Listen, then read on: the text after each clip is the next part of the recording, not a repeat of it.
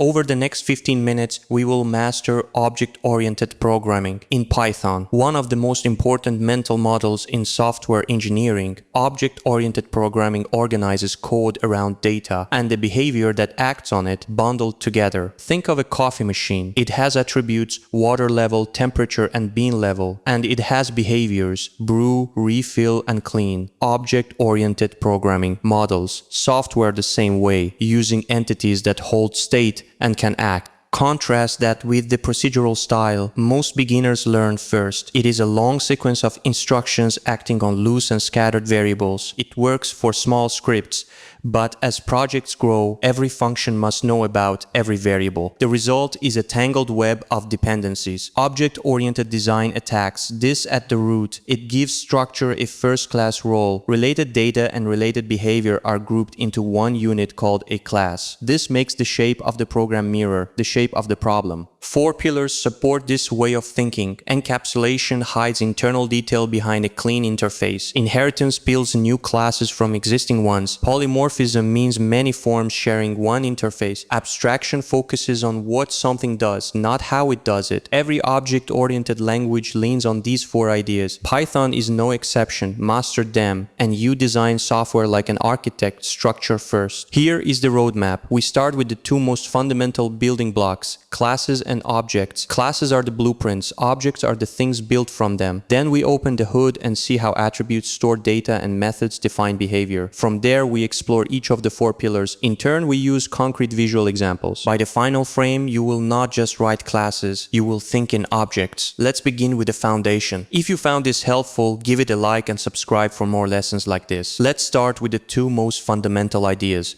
classes and objects. A class is a blueprint. On screen is a class called car. It declares the data a car has: color, speed, fuel. It also declares the things a car can do: accelerate, brake, refuel. But here is the crucial point. A class on its own is just a definition. It is an idea written down. No memory is set aside, no car appears. The blueprint describes it does not build to get something real. We construct an object from the blueprint the moment you write car_1 equals car. Python constructs a real living object, an instance of the class watch. The blueprint is stamped into a concrete red car. It has an actual speed and an actual fuel level. It occupies real memory, and the blueprint can be stamped again and again. car_2, car_3, each is completely independent. They share the same design but not the same data. Change the color of car_1 and car_2 does not even blink. One blueprint. Many instances, each with a life of its own. Notice what the class has accomplished. Data and behavior now travel together as one package. Compare that with the procedural approach on the left. Loose functions float around. They operate on loose variables. Nothing ties them together. The class on the right is a complete unit. Its attributes and its methods belong to each other permanently. Update the blueprint and every car gains the improvement instantly. Update one car and the blueprint stays untouched. One source of truth, many independent instances. This separation is the heart of object-oriented thinking. One source of truth feeds many instances. It is why one well-designed class can serve a whole team. Fix a bug in the blueprint and every car is fixed at once. Take a moment to study the anatomy of a class on screen. The keyword class, the name, the indented body. In the next scene, we open the hood and examine those parts in detail, attributes and methods. Now we open the hood of our car class. Every object carries attributes. Attributes are the data that describes it. In Python, attributes are variables that live on the object. They are written as self.something, self.color, self.speed, self.fuel. The word self is simply the object itself. It is how each method knows which specific car it is working with. When you call accelerate on car_1, self becomes car_1. Call it on car_2 and self becomes car_2. Same method, different object. Self keeps everything straight. Every object is born through a special method called init. It is spelled with double underscores. Python people call it dunder init. It runs automatically the moment an object is created. You never call it by hand. Its job is to set the starting values of the new car. The color you asked for, speed 0. A full tank. Watch how the arguments you pass when creating the object flow straight into init. From there, they go on to self. The constructor is the assembly line of your blueprint. Methods are the behaviors. They are functions defined inside the class that operate on the object. Look at this one. Accelerate. It reads the current speed. It adds a boost. It updates the fuel. Notice what the method touches. Only self, only its own data. Now here is the key idea. The object's data and the code that changes that data live in the same place. If speed must never go negative, the method can enforce that rule at the only door where speed ever changes. Compare this to scattered procedural code. Any function anywhere can poke at any variable. Rules quickly become promises nobody keeps with classes. The rules travel with the data they protect. The object guards its own state. Outside code asks politely through methods. This is the beginning of encapsulation, but encapsulation has more layers. That is exactly our next topic.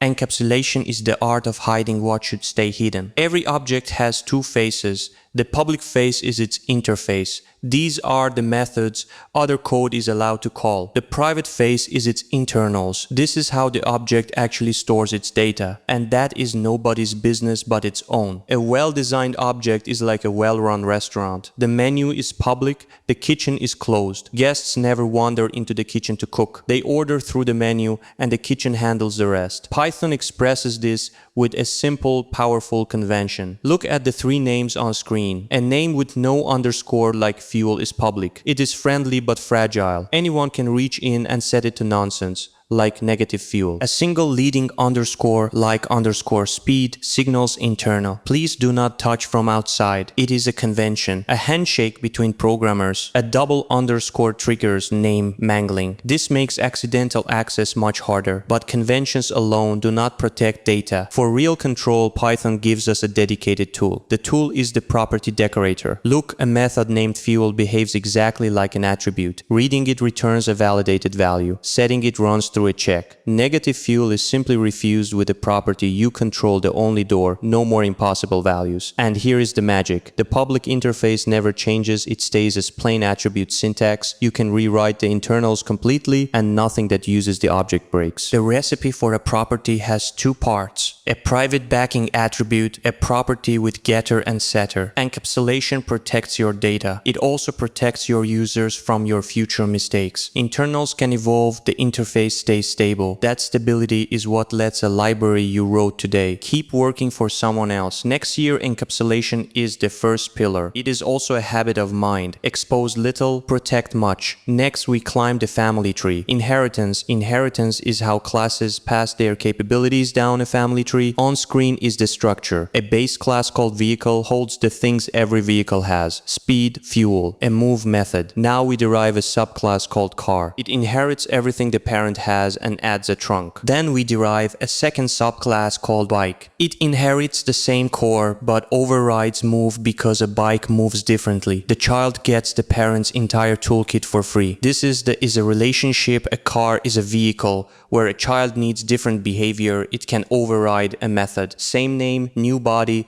Look at bike.move replacing vehicle.move and notice this line super. The child reaches up to the parent. It runs the parent's initialization first, then it adds its own. Without super, the parent never gets set up. The child silently inherits a broken start. Inheritance removes duplication. The common logic lives in exactly one place. The base class fixes a bug in vehicle and every subclass benefits instantly. This is a dramatic improvement over copying and pasting the same code into a dozen classes. One fix in the base class cascades through the whole family. But with great power comes a warning. Deep inheritance chains become tangled. A change at the top can surprise every level below. Favor shallow trees. 2 or 3 levels at most. Favor composition. Give an object a part rather than making it a kind of something. The classic mistake is the banana, the gorilla, and the jungle. You wanted a banana and you got the whole jungle. Let's watch the tree grow one more time, then zoom out. Vehicle sits at the root, car and bike branch from it. A future subclass can branch from any of them. Inheritance is about sharing structure, sharing behavior, sharing fixes. Used with restraint, it is one of the most expressive tools in the language. Next to the third pillar, polymorphism. One interface takes many forms. Polymorphism means many forms. The same interface has many implementations. Here's the classic example. A list of shapes, a circle, a square, a triangle. Every shape has an area method, but each computes it differently. Pi times radius squared, side squared. Half base times height. Same name, same promise. Completely different math behind the scenes. That is polymorphism in miniature, a uniform way to ask, a bespoke way to answer. Now watch the real payoff. One loop asks every shape in the list for its area. Each shape answers in its own way. The calling code never needs to know what kind of shape it is holding. It just trusts the interface. Add a new shape tomorrow, drop it into the list. The loop handles it with zero changes. This is the duck typing philosophy. If it walks like a duck and quacks like a duck, it is a duck. Python checks behavior at runtime, not type at compile time. This is the principle of open for extension and closed for modification. The loop is closed, finished, untouched, yet the system stays open to new shapes forever. Polymorphism is what makes frameworks possible. You plug in your own objects that behave like the ones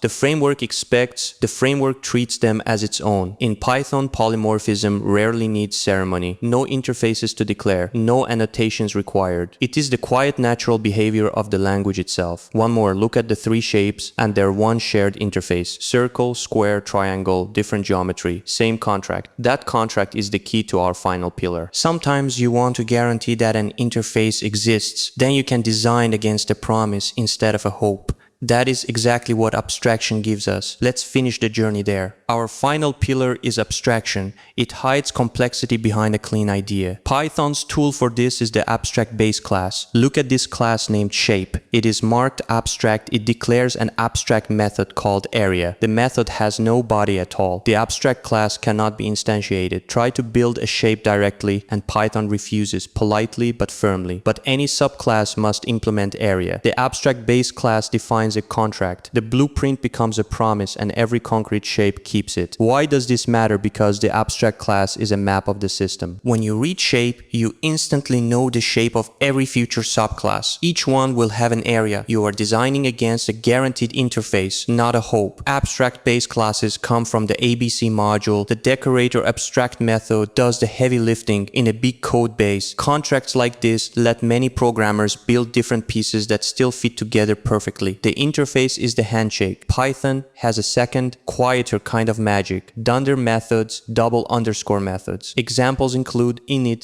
str, len, and eq. These let your objects speak fluent Python. Define str and print shows a friendly description instead of a memory address. Define len and your collection works with Python's built-in len function. Define eq and two objects compare by value, not by identity. Dunder methods are how your objects plug into Python's own grammar. The language itself becomes extensible. Look at the four pillars together. Encapsulation is the shield. Inheritance is the tree. Polymorphism is the mask. Abstraction is the layers. Each one answers a different question about your design. What stays hidden? What gets reused? What interface do we share? What is the essential idea? Hold these four questions and you hold the whole object-oriented toolbox. Let's bring everything together in the final scene. Let's take one breath and look at the whole picture objects. Bundle data and behavior classes are the blueprints. Instances are the real things. Encapsulation hides internals and protects data. Inheritance reuses behavior up the family tree. Polymorphism lets many forms share one interface. Abstraction turns complexity into clean contracts. These four pillars are not theory. They are the vocabulary of every serious Python codebase, frameworks, libraries, machine learning toolkits, web applications. Start small, model one, real thing as a class, add a property, build one inheritance tree, override one method. You will feel the shift from writing scripts that happen to run to designing systems that are safe to grow. Thank you for watching. If this helped, follow along for the next lesson. Until then, happy coding.